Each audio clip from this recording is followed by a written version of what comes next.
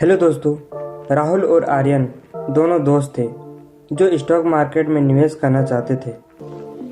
दोनों ने एक ही समय पर ट्रेडिंग की शुरुआत की। उसके पास बराबर का ज्ञान भी था, लेकिन कुछ महीनों बाद उनके परिणामों में बड़ा अंतर आया।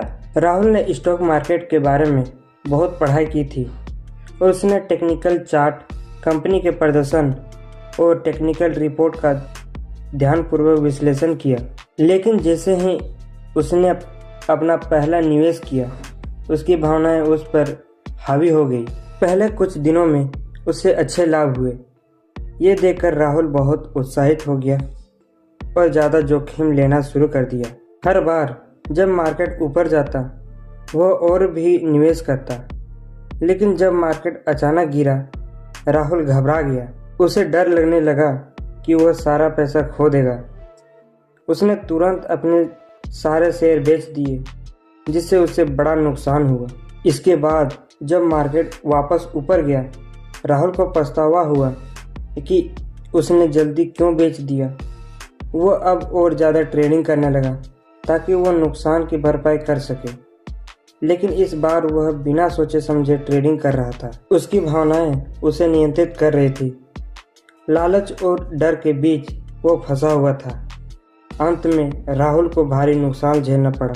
तो दूसरी तरफ आर्यन ने भी शुरुआती लाभ कमाया, लेकिन वो भावनाओं में बहा नहीं। उसने खुद से एक नियम बना लिया था कि वह अपने नियम पर फैसलों को भावनाओं पर आधारित नहीं करेगा।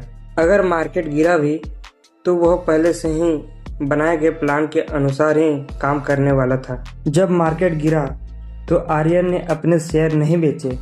उसने धैर्य रखा और अपने जोखिम को ध्यान में रखते हुए थोड़े समय के लिए इंतजार किया। आर्यन ने अपने भावनाओं को नियंत्रित किया और केवल उसी समय निवेश किया जब उसे सही मौका मिला। कुछ समय बाद मार्केट वापस ऊपर गया और उसे अच्छा लाभ प्राप्त हुआ।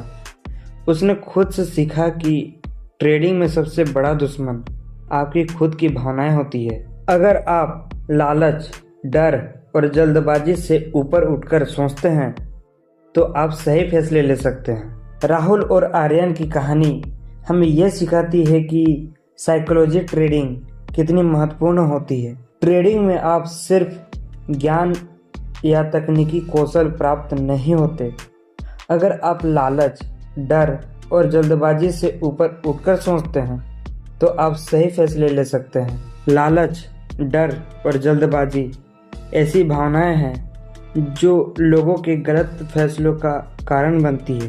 अगर आप अपना साइकोलॉजी ट्रेडिंग को मजबूत करना चाहते हैं तो आपको लॉन्ग टर्म इन्वेस्टमेंट करना चाहिए। तो दोस्तों, इस कहानी के माध्यम से हम लोगों ने यह जाना कि साइकोलॉजी ट्रेडिंग क्या होती है और काम किस प्रकार से करती है।